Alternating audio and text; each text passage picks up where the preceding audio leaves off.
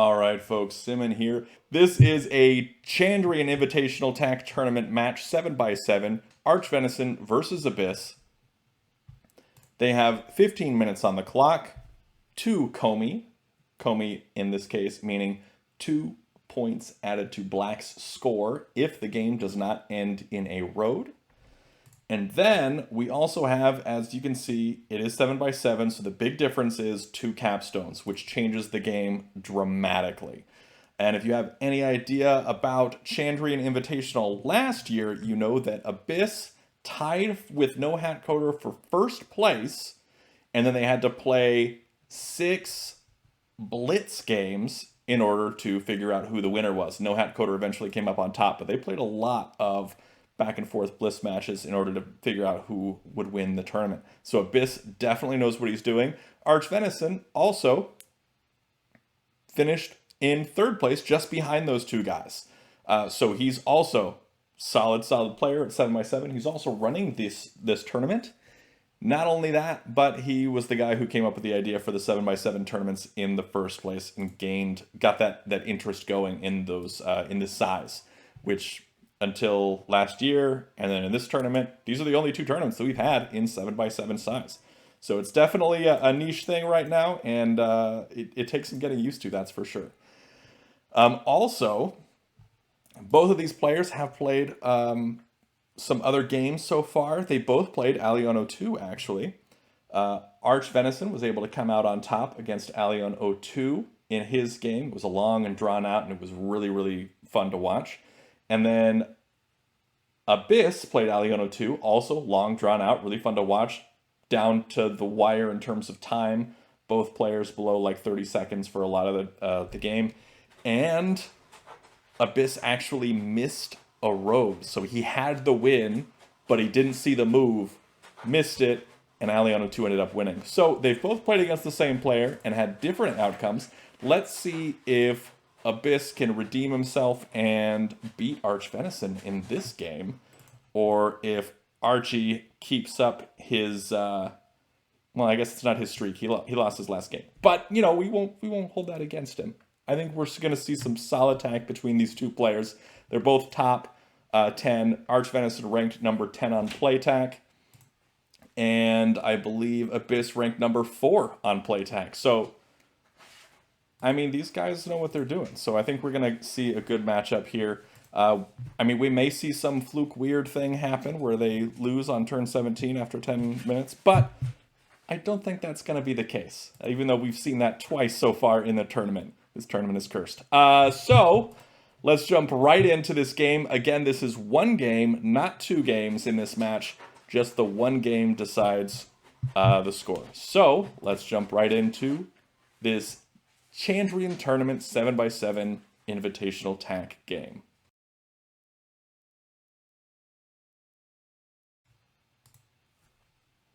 All right, and we see A1 as the first move from Archvenison. Where will Abyss place it? Opposite corners, not going to go adjacent corners with this one, going to go opposite. And Archie's going to go straight for that center control in that center square, which is, I think, the best choice to do in this 7x7 size.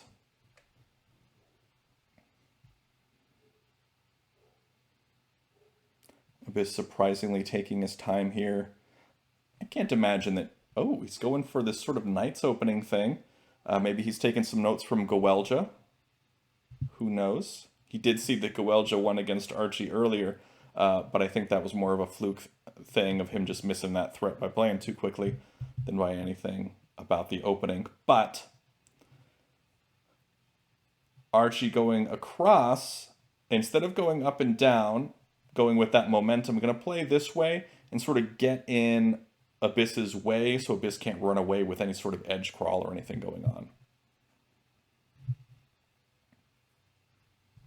That's what it looks like is occurring right now, at least.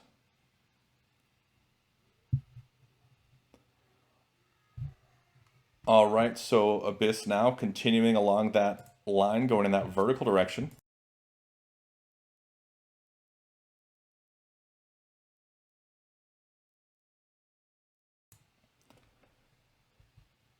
Archie taking more time on this game now.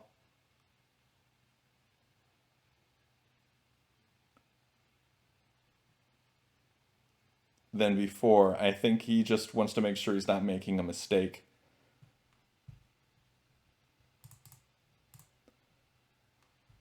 All right, so we're seeing c5. Okay, makes sense. He's going around it now and also going in that vertical direction. But now black does have momentum here and can just keep building for this vertical threat and force white to make some sort of capture or suboptimal move in order to stop that. So black may decide to drop a capstone here at b5.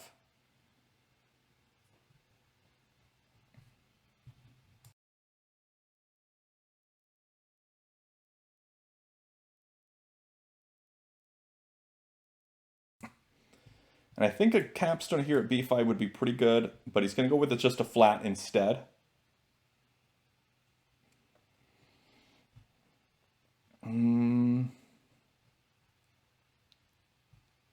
Will white play up at c6 or c3 or just go over to b6? I don't think white wants to place a capstone off to the side here. That's definitely not what they want to do, putting their capstone way off. However, I don't think it would be that big of a deal. It's got two capstones, and this is where all of black's pieces are currently. So being able to put it in the middle of everything that black's building, not that bad.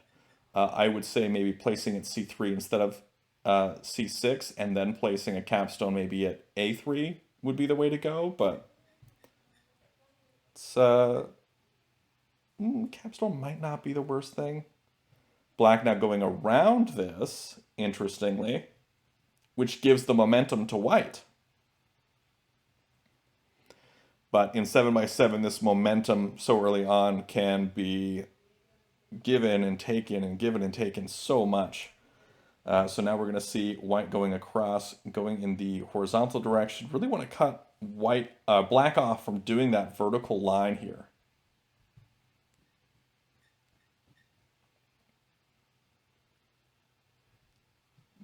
Black saying he's fine, shifting gears to that horizontal.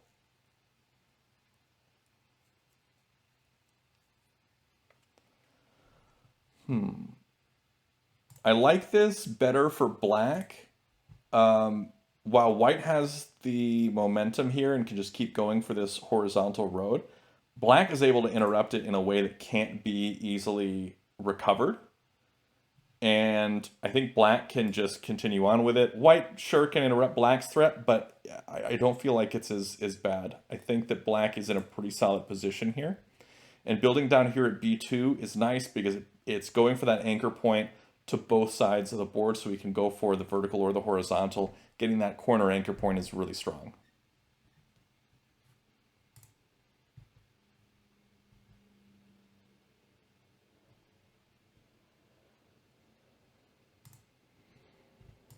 All right, just continuing on with this threat. We may see a capstone from black here at d5. It seems like a really strong spot to just interrupt everything that white is doing. White, I think, would then start building up at d6 and just go across. Ooh, he's gonna... Okay, I see what he's doing. d5 made a lot of sense to me, but I think d6 makes more. Specifically because of what I was just saying, that white would then build at d6 and just start going across for this horizontal. And I think coming across onto c6 is a much quicker way to stop that. And also, you can bring that over to b6 and then go for that vertical line. And either one, this one stops everything that white's doing at the same time. So I think that's a really strong move here. White dropping the capstone at d5 here is also really good because it keeps white in the game with a capstone. If black comes over onto c6, white will then come over onto c5. And yeah, I think that that's not a bad way to go.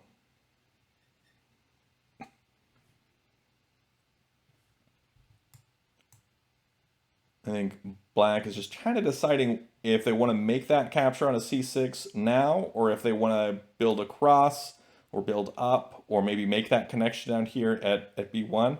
Gonna make that capture with the capstone first, it looks like. And then white's gonna come immediately over with the capstone on the c5, just as we expected. Now what's he gonna do? Potentially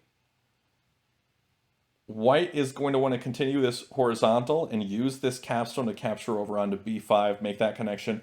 Black is not going to let him. This is interesting. So black is placing here.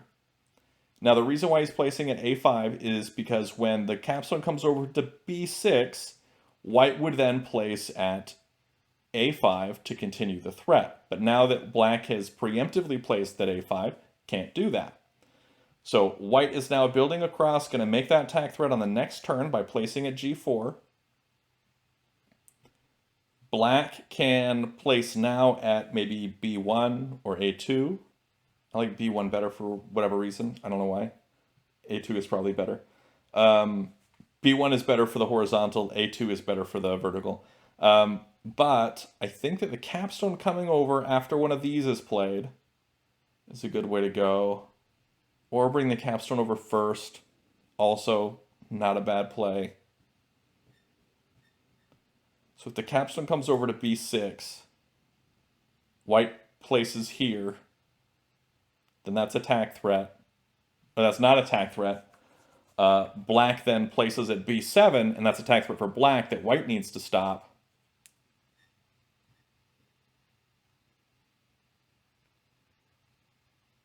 Yeah, I'd say black is probably going to move c6, 2c6 left. 2c6 left being the portable tak notation term for it, or PTN. And if you don't know about PTN, you can find out about that in the PTN, or portable tak notation video of Tak University, right there in the YouTube channel.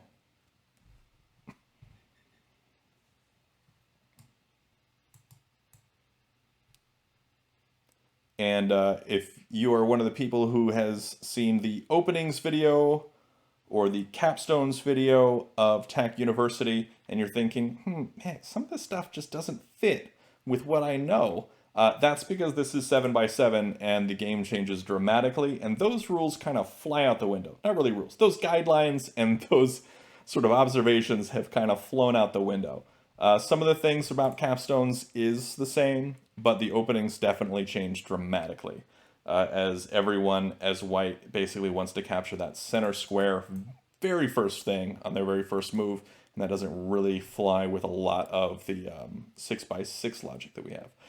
Interestingly enough, black dropping a capstone here at e3 did not see that coming at all, but I like it a lot. The reason I like that a lot is because white is really counting on this horizontal threat. Black has two threats going at once right now, has two separate directions. But white has basically all their eggs in this one basket, and black can ruin all of those eggs in that whole basket with just e3+. And I think that's exactly why he played there. White now playing around at f3 so that black can't continue that horizontal threat. I don't think that matters too much to black right now. Black can go ahead for this vertical, can start building down below underneath, going for that horizontal threat in another way, down at f2 and at g3. I think those could work out pretty well for him as well. Let's take a look at the time disparity also. As expected, Abyss taking quite a bit of time here at the early game, down below 12 minutes. Archie still above that 15 minutes starting time that they got with. Again, they have 20-second increment on the clock, meaning they have 20 seconds added to their time after every turn. Black now building down below at f2 to cut off this vertical development that white is making by cutting off black's horizontal, but also going around.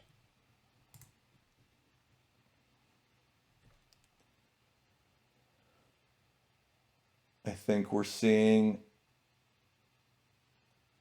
black is pretty strongly in control, I'd say, at this time. However, if white can get a really good second capstone in, like if white places it here or here, maybe, I think c2 is better. c2 capstone, very strong. a3 capstone, also pretty dang strong. And I think that that would really destroy everything that black wants to do. Black, I think, now that this flat has been placed here at g3, this is a horizontal tak threat.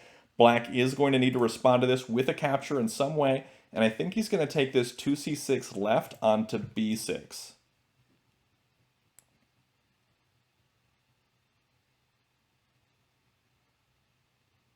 But he may decide to bring e3+. instead.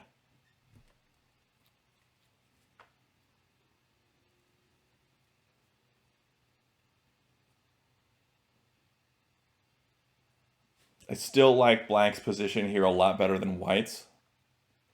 I feel like there's just a lot more flexibility to shift gears and go in different directions for black than there is for white right now, even though white is currently making the threats.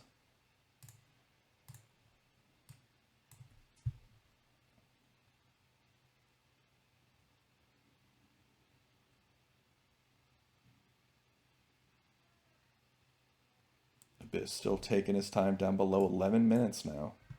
And again, archvenison's still above 15.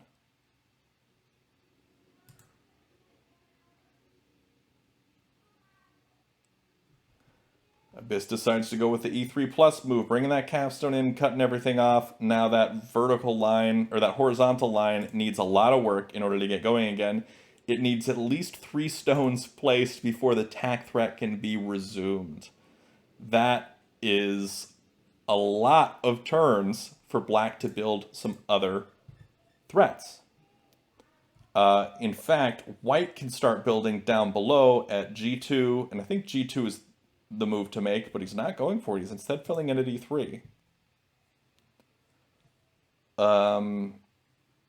He may be counting on capturing up onto D3 on a future move, maybe placing his capstone here at D2.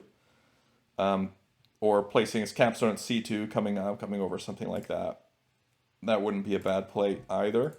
But white does want to get his capstone in the game here pretty soon. It is already move 14. So he's got to get that in there somewhere. Filling in here at E3 doesn't renew this threat at all for white. However, there is some stuff that white can do with this. Once that second capstone comes down, I think we'll start seeing the game shift more into white's favor, depending on where it gets placed and what black has built in the meantime. Black now making that connection here at A2. This is good for black trying to build up that threat in the vertical direction. Also, this helps build the threat for the horizontal direction. I'd say that's a safe move. A2 is pretty safe. This is where I think white wants to drop a capstone at C2. D2 maybe, but I think C2 is way better. C2 or A3 are the best capstone placements right now. Gonna go with the D2. Wants to go up there onto D3 and make that connection to make that tack threat. I am surprised by that. I don't feel like that is long-term the best decision. I think that is a short-term good decision. So I don't think he's looking at the long game here. Black can make a threat here on this turn by coming left, and then white won't be able to do this capstone move.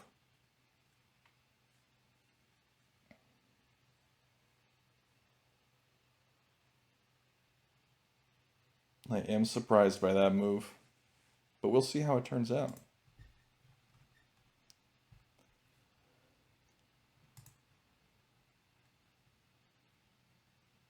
I had that as the third best capstone placement, but these other two are way better in my opinion, but maybe he'll do something interesting with it.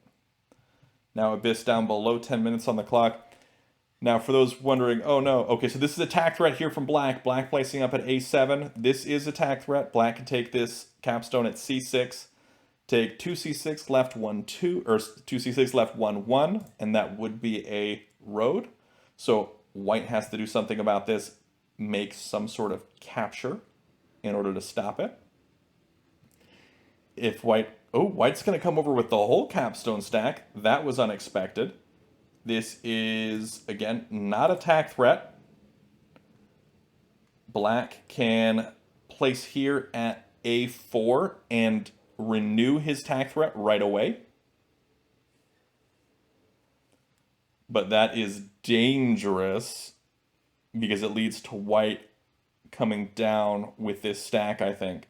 This B5 stack, 3B5 minus 2, 1, I guess not. Gonna just bring that over. That's surprising. What is he playing at? So this is not a tack threat. Black can place a wall up here at a6 and come down. Granted, this is a capstone, so it can come left and smash it, and it's on a hard capstone, so it wouldn't lose positioning. What would Black's best play be here?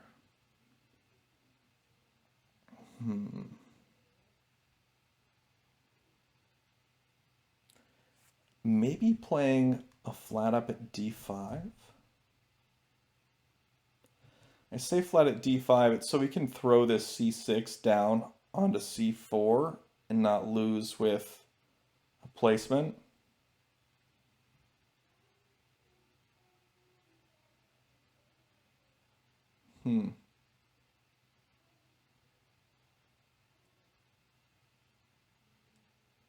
That was a good move from him there.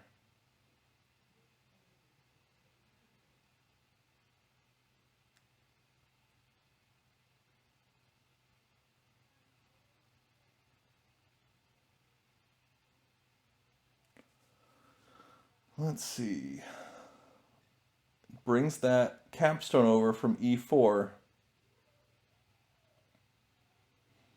Okay, that effectively neuters this horizontal threat as well. It's going to require a lot of turns to renew attack threat for white. So black is focusing on that. Black plays at d5, trying to, again, renew the threat. Wants to play here at c5 at some point. Or maybe leave that empty so they can come over with the hard capstone and they can smash any wall or anything like that. It gets placed except for another capstone, which one is primed, ready to go into that position. So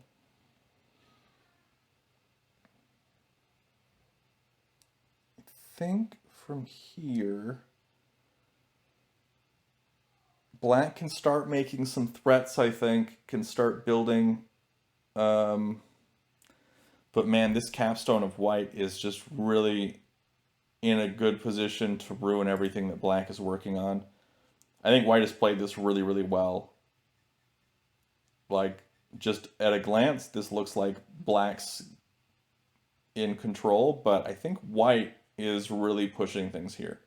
I think white is really controlling the board and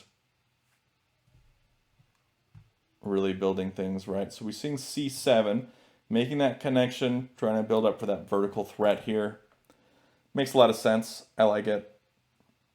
It forces white to play probably a flat here to stop that from happening.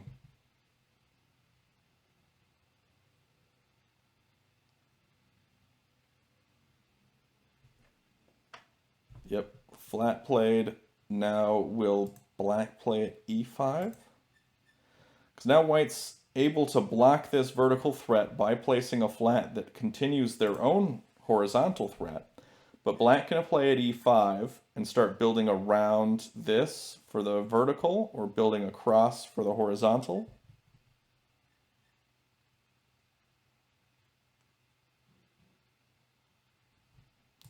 I think c7 is pretty good because it gives them that anchor point to connect for this this edge of the board.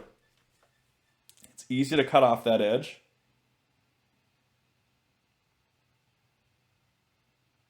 Yeah, I like e5 here for black though.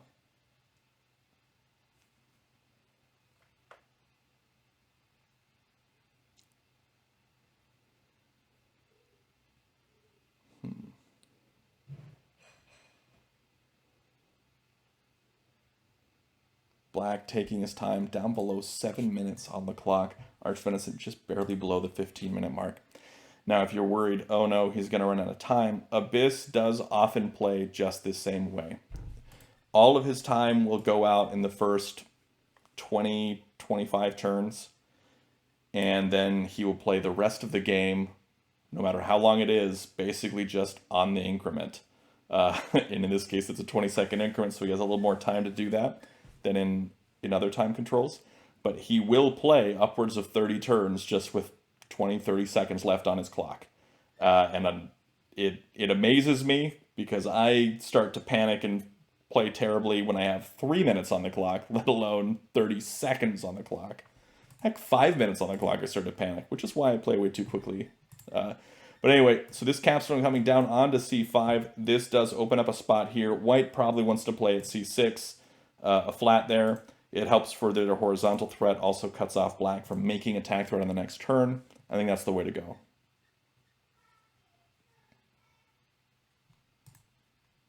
Guelge in the chat saying getting this capstone up onto d3 is a good idea because it makes his cap more mobile. I agree with that. But I think at this point, he wants to play at c6. c6, I think, is definitely the better decision here because it works towards his own horizontal line and cuts off black's ability to make attack threat on the next turn. And white doesn't want to lose this hard capstone just yet. They're saving this hard capstone to be able to be used in this positive flat count differential move later on. And again, positive flat count differential move. Those are talked about in the FCD or flat count differential video of Tak University. And so that's basically, this would be a +3 flat count differential move, bringing this down 3b5 minus 2-1. That would be a +3 move. And it wouldn't be too bad in terms of the threat department. And it would really hurt black. So good spot here for archvenison, really. White is doing really, really well.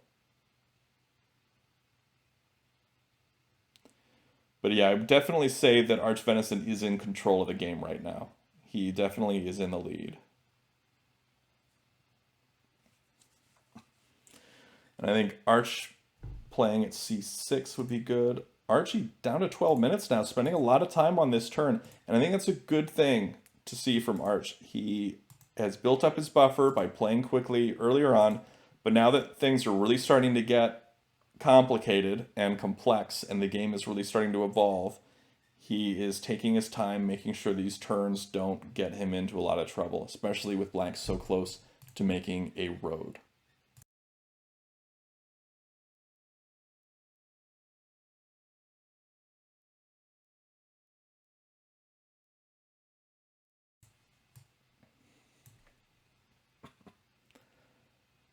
All right, what do we see in here? What do we see in?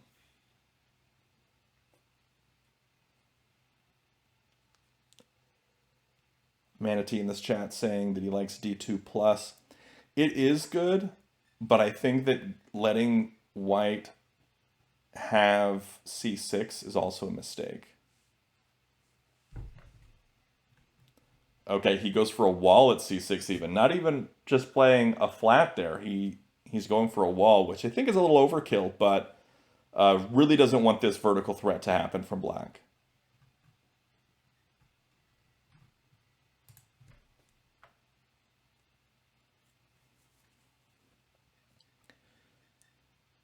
Black deciding to go around that, not worried at all about it. Now can play at d6 to then play at d7 and come over with the capstone for the road.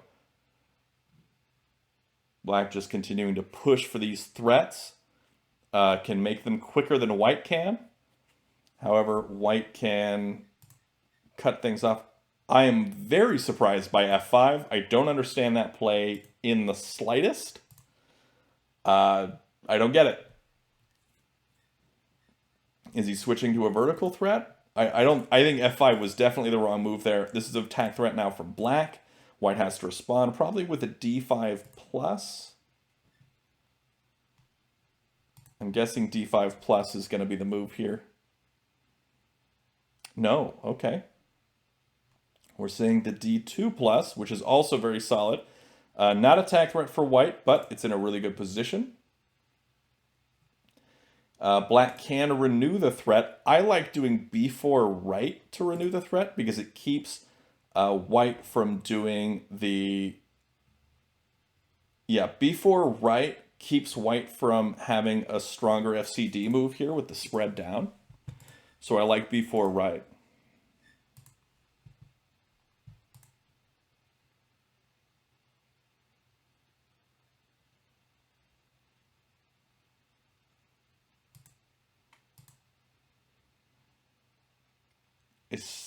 I think white's position has definitely deteriorated. Black is in a better position now, but I'd still say they're pretty close to even now. Before I would say white was in control, but I think they let that slip. Yeah.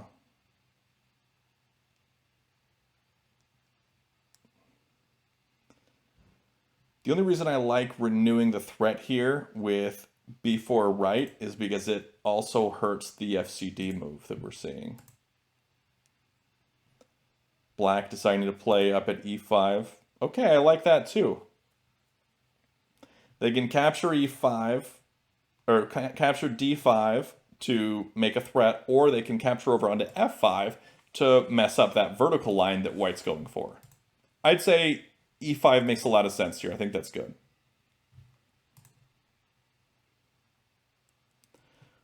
White brings the capstone stack down, retains the hard cap. Will we see maybe an a3 here? No. That would be dangerous, I think. No, I don't think that would be a problem. a3 I think would be fine. a3, a6 for the attack threat of the throw. Or we could see an e5 left for, again, another tack threat. Black can keep making these tack threats, but they're not going to last very long, I don't think. White, however, can make tack threats. I don't know. Comes down with the cap. This is another tack threat, and it blocks white's cap from connecting to this line in the horizontal direction. I'd say that was a good move. I like that move.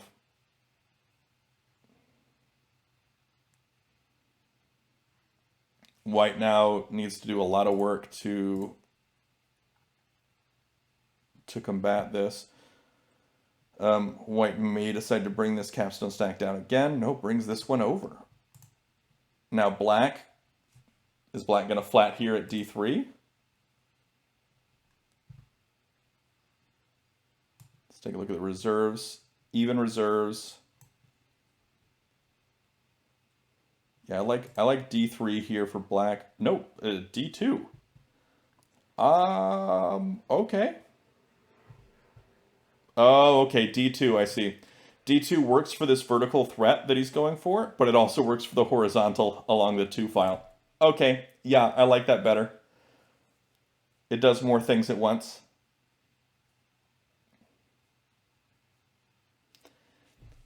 He's not worried about the horizontal threat here along this 3 line because he has the capstone ready to come down onto d3 and ruin the whole thing. If he was worried about this horizontal tack threat along this line, it's definitely not from d3. So d2 he can do with total surety, that's fine. White was going to play at d2 if he played at d3 anyway, but this way he's got that under control. I like that. White playing here at e2, that's a good move too. That cuts off the horizontal threat, also builds towards this vertical that he's got going on the right-hand side. White is not out of position quite yet. I'd say this is still a pretty even game. They both have a lot of moves to play, but I'm liking it. This is nice.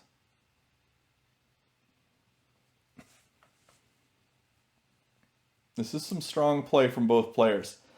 Black playing up here at the top, also really solid because it's something you don't see until he does it. f6. Playing at f6 helps cut off this vertical threat, also works towards the horizontal up here. That was not really super visible to me until he made that move, and then boom, it's highlighted basically. Really solid play here from Abyss. He's doing some great work down at 5 minutes on the clock. Abyss around 11. Manatee in the chat saying that they're playing a little too timidly. But I think that in this sort of game, okay, the g6 to connect for the vertical and cut off the horizontal. I think for this sort of game in a 7x7, they want to make sure that they've got their position set up and everything like that, and they can't count on their player making dumb mistakes, really. Even though, both of them have made mistakes that were fairly visible in their previous games in this same tournament, I don't think that it's wise of them to count on their opponent making mistakes because they're so strong. So, playing at g5 for black makes a lot of sense. I think that's good. Going for this horizontal line, strong play. This horizontal line can also connect down here for a horizontal and for a vertical. There's a lot that black is doing here. I really like black's position now. Before I was saying white was in control. Now I'd say black is in a really good position on this board. I favor black here. Goes to show how much things can shift around in a tak game, especially in a high-level tak game, and especially in a 7x7 game.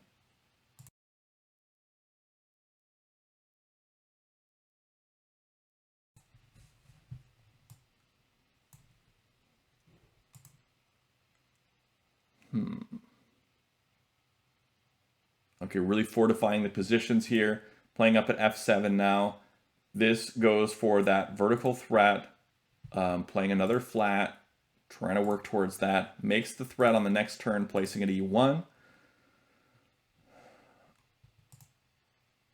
Black may decide to play at e6 here to fortify that position and be able to capture over, or to capture down with f6.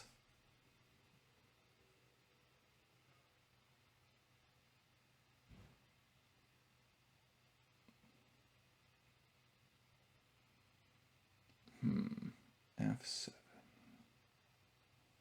Ooh, goes for the wall. All right, let's take a look at this real quick. Actually, I want to look at the flat count. 1, 2, 3, 4, 5, 6, 7, 8, 9, 10, 11, 12, 13, 14 for black. That's 16 with the 2 komi. White makes the tak threat. Black's probably going to come over with that wall now onto f4. Let's take a look at white's count. 1, 2, 3, 4, 5, 6, 7, 8, 9, 10, 11, 12, 13. So 13 to 16. However, again, white does have that +3 move right here.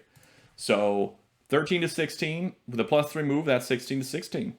So pretty even in terms of flats, as long as he can retain that +3 move ability in the future. Black now coming over with that wall. I imagine white's going to play here at g4 and renew the threat. Just immediately. I feel like that's the only play here. It's exactly what he does. Will we see f6 minus? No, we're going to see the wall come up, surprisingly. Didn't expect that.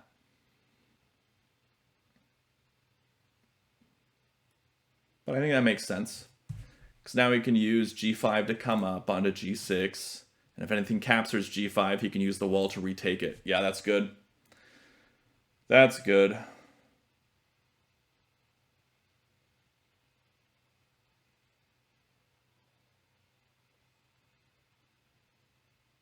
White now plays at e6 to keep black from playing at e6 because he knows that is going to be a tak threat for him. Black can now play somewhere else, maybe at c2, maybe at d3.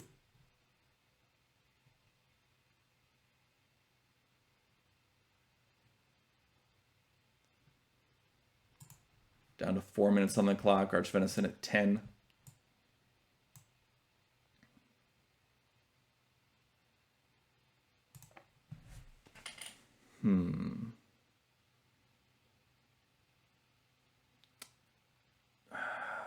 D3 seems a little obvious, and no, he's going to go for the C2. Okay. And I like C2 because it goes for the horizontal and for the vertical here. I think it's a good play. He's going to need something on D3 at some point.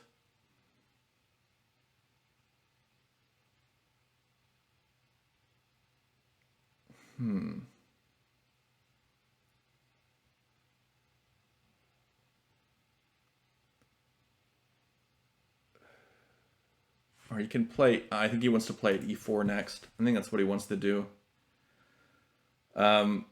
White's capstones are sort of out of the game right now. This one still has a lot of influence in that it can make this +3 move down below and ruin this whole anchor point. So that's important to note. I think black probably wants, if d3 gets taken, black wants to play at e4. If d3 doesn't get taken, black probably wants to play here at d3, as it does make a tack threat in the vertical direction, going from here a1 all the way up, capturing left with e5.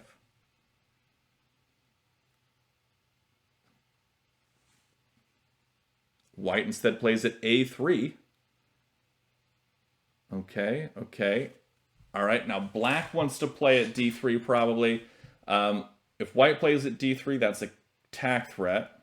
Maybe he's hoping black will miss it somehow. I don't expect that to happen, but maybe there's a plan for when black places at d3, perhaps? I'm not sure.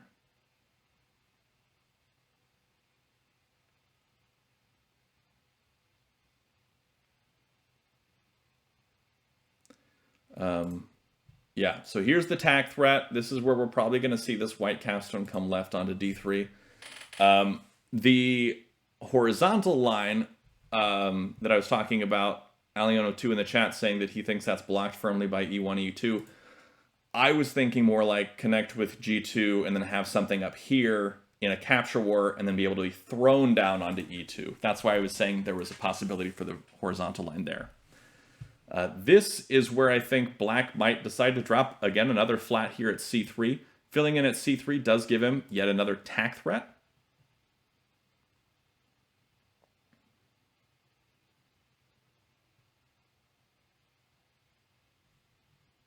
Yeah, I like c3 here for black. Makes the tack threat.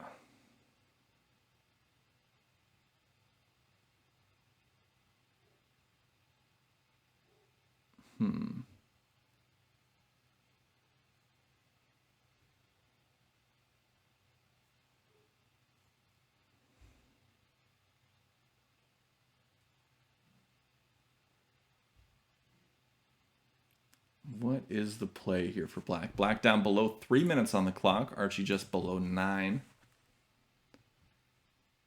Let's do a quick count here. 1, 2, 3, 4, 5, 6, 7, 8, 9, 10, 11, 12, 13, 14, 15, 16. So 18 for black. To 1, 2, 3, 4, 5, 6, 7, 8, 9, 10, 11, 12, 13, 14 for white. So black firmly ahead in terms of flats. And let's take a look at the reserves. They're just about even, it looks like. Just about even on reserves. Black plays up at b7 instead. This does not create any tack threat, especially an immediate tack threat like we were expecting with a c3. I think that's because black is planning on bringing this capstone down onto c3 if white places anything there, just to completely destroy that horizontal line. And b7 allows him to go for this horizontal up at the top. Okay. That's not that bad. Yeah, not that bad at all, I don't think. Because of this 4c4 minus move being the obvious move to combat a c3 placement. So white wants to place here at c3 at some point, but being able to bring this capstone down out is great. So I think that's fine.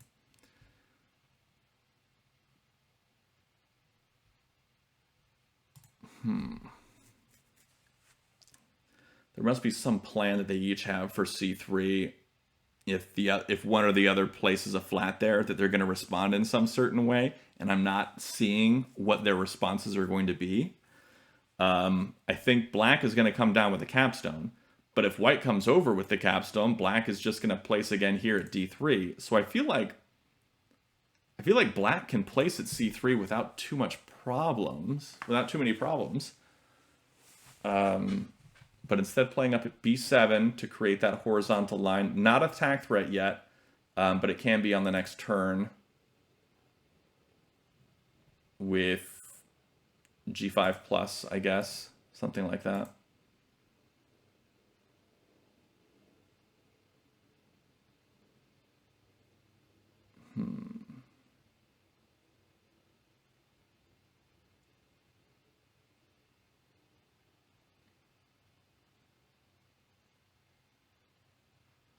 White filling in here at e7, making it harder for black to make that horizontal line. Will black just decide to drop at c3? Make that threat? What's the play here? What's the play?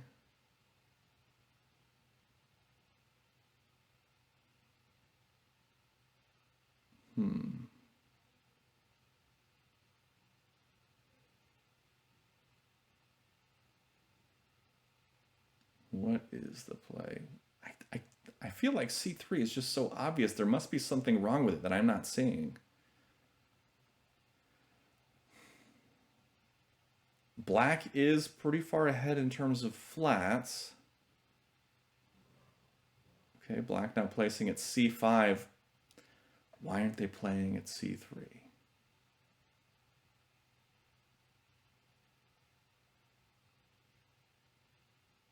Why aren't they playing at c3?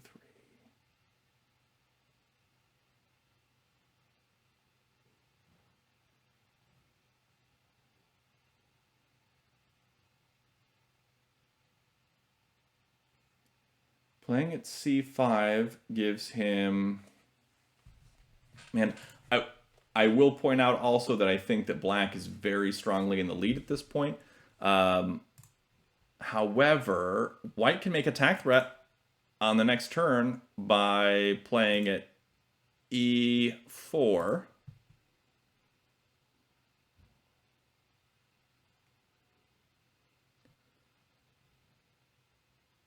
If white plays at e4, that's attack threat for white. Black comes over with d5,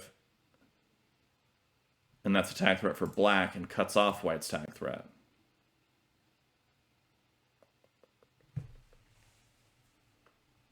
What is going on?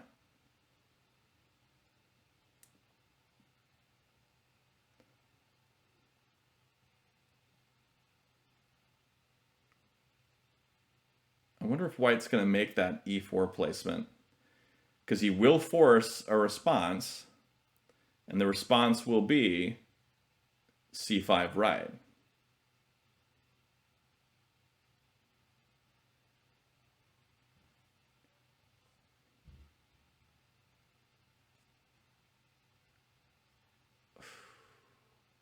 This is a close one. Abyss down to 2 minutes 20 on the clock. Archvenison just above 5 minutes on the clock.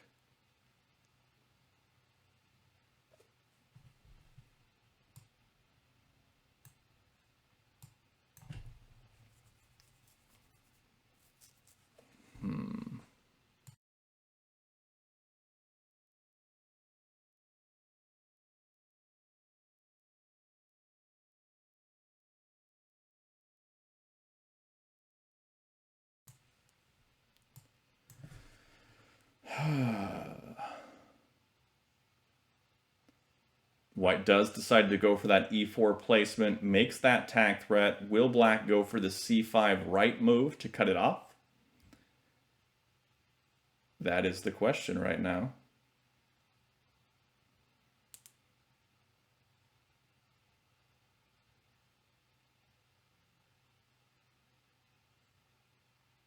I think c5 right has to be the move here, right? No, he brings the capstone up.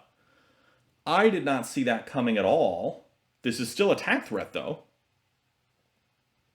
Still attack threat. Wow, okay.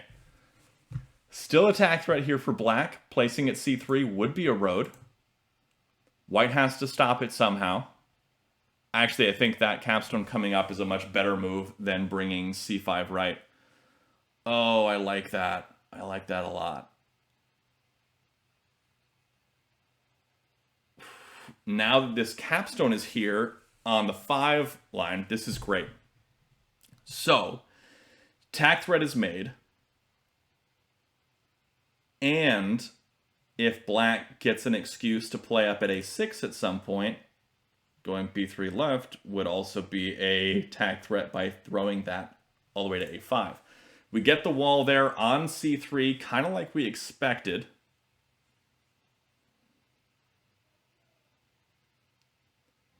Now will black focus on this horizontal line or play up at a6 and go for the vertical? Black is down below 2 minutes on the clock now.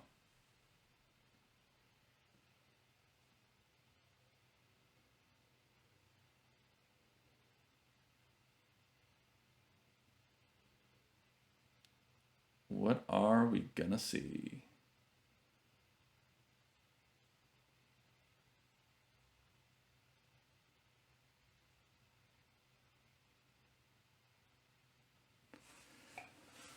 Oh man, that is a tricky position here for white.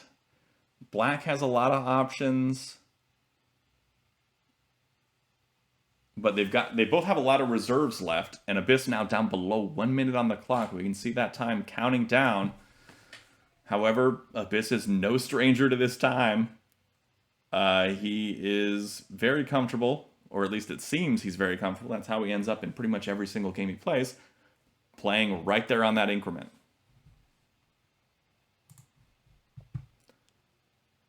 Decides to play over at G2. Not a tag threat, but does make that connection. Able to make a tag threat on the next turn by making an E5 minus play.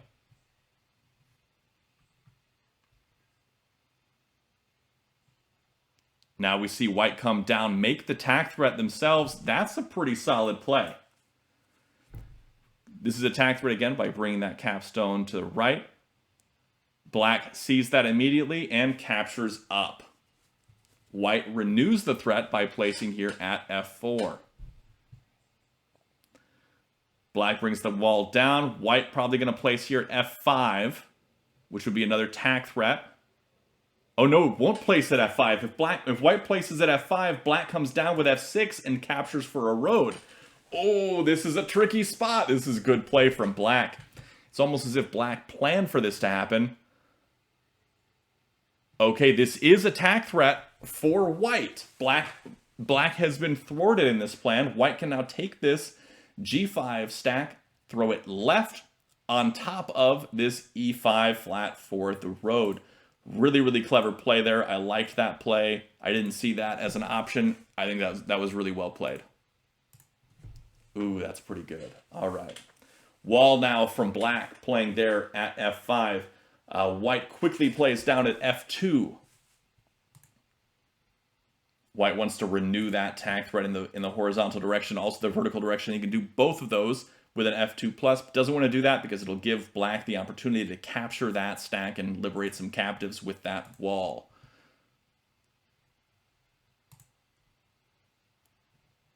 Ooh. Black comes over with the wall, ready to liberate those captives, make a positive flat gun differential move. This is going to be a +3 move coming up. Nope. White wants to renew that tag threat. This is where black will they come down? That will invite this capstone to smash. Potentially. Potentially.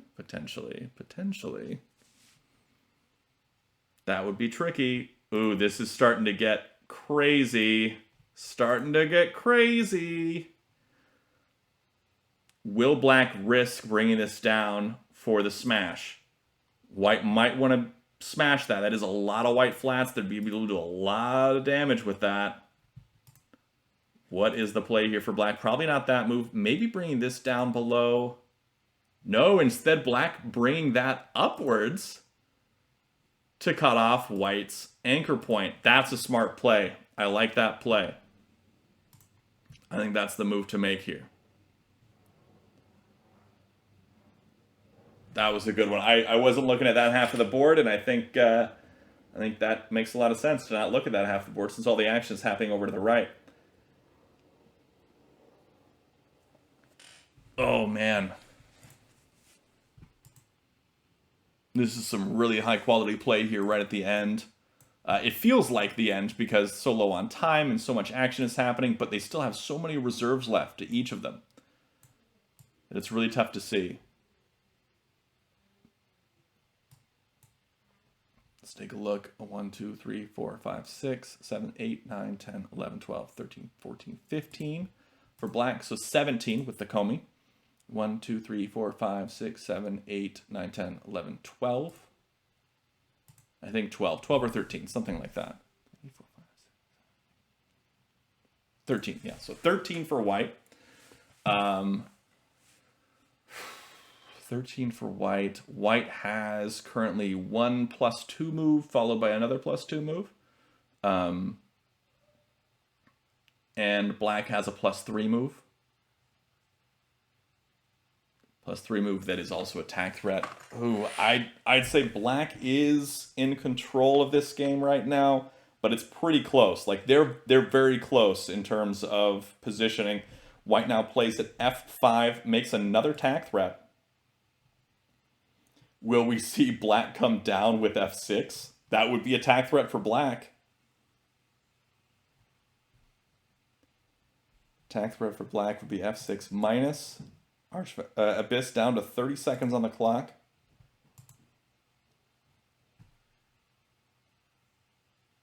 Starting to get crazy. Starting to get crazy.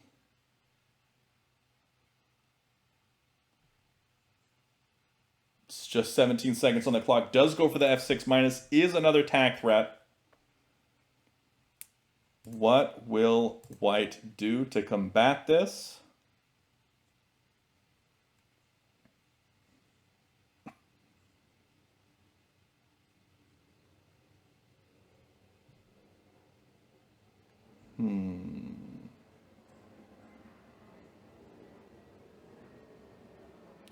Does go for the C6 plus to cut that off. Black can't renew the threat right away.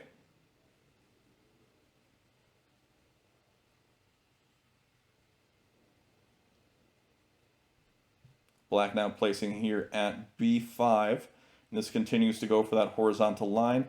Black maybe playing at A6 next to go for that, make the capture there. Maybe make the capture on A5, but probably not.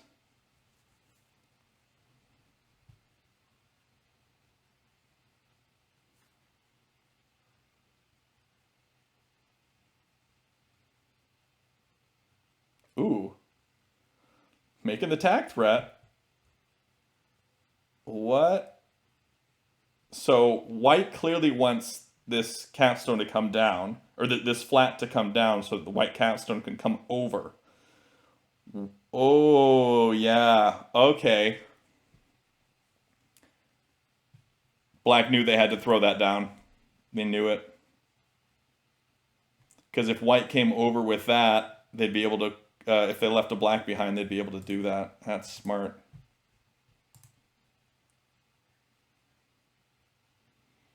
That was good. That was a good move. Good quick thinking from black, being able to see those next few moves very quickly with so little time on the clock. Down to 38 seconds again. 20-second increment, meaning he had 18 seconds left on the clock before he ran out of time. Archvenison just above 3 minutes on the clock.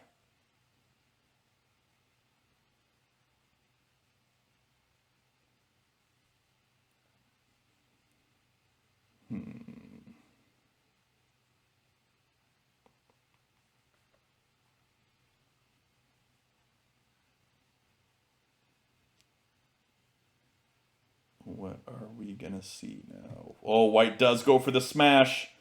Went for the smash. You love to see it. You love to see it.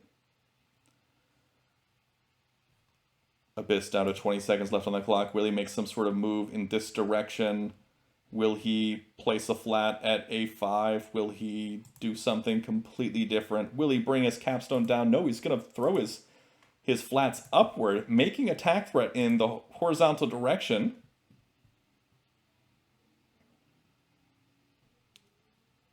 Sort of making white go upwards or drop a wall here on G5.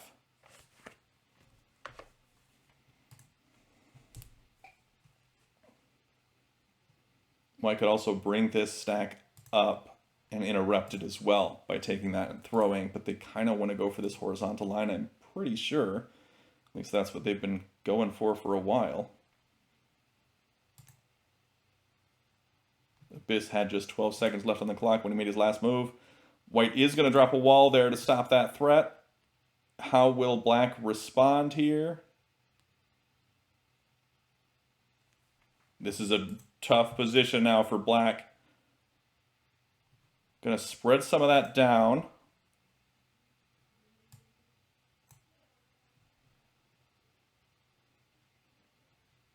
Able to make some captures with those flats.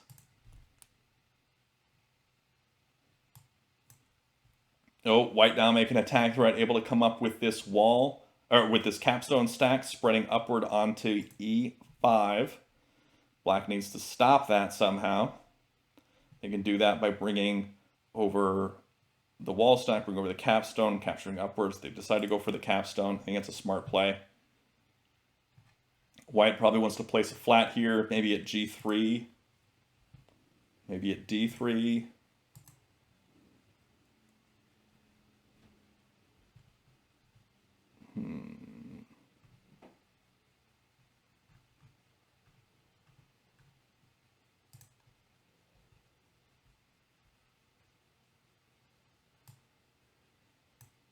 Let's see here.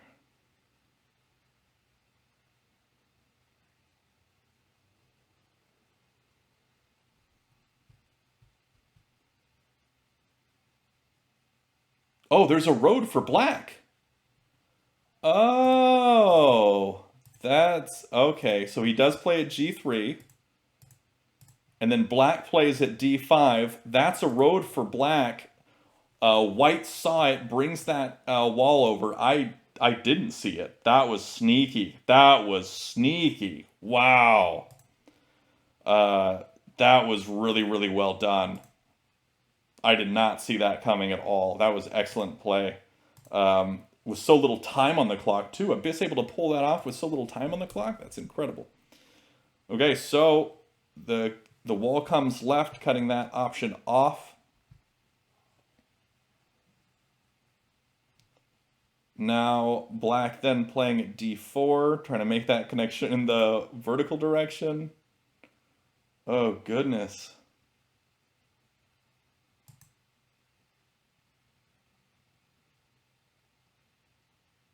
Oh, man. It's crazy stuff. Okay.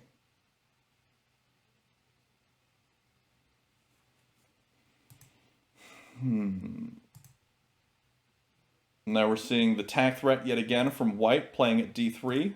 Black captures down onto G3, cut that off. I mean, white can afford to smash this wall now on C3. I don't really see any reason not to at this point.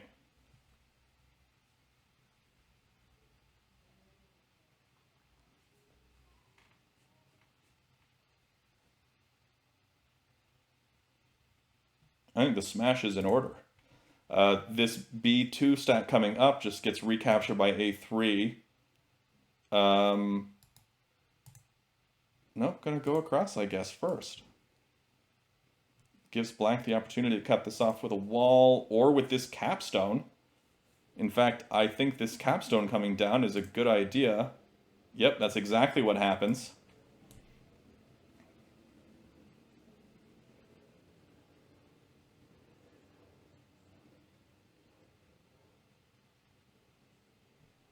Maybe we'll see a D1 next.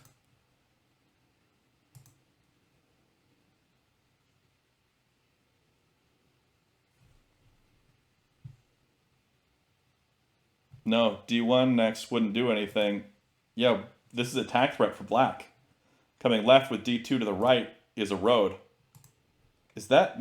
There's no way that's Tinue, right? Is that Tinue? No. No, it's not Tinue. D3 plus? D3 plus...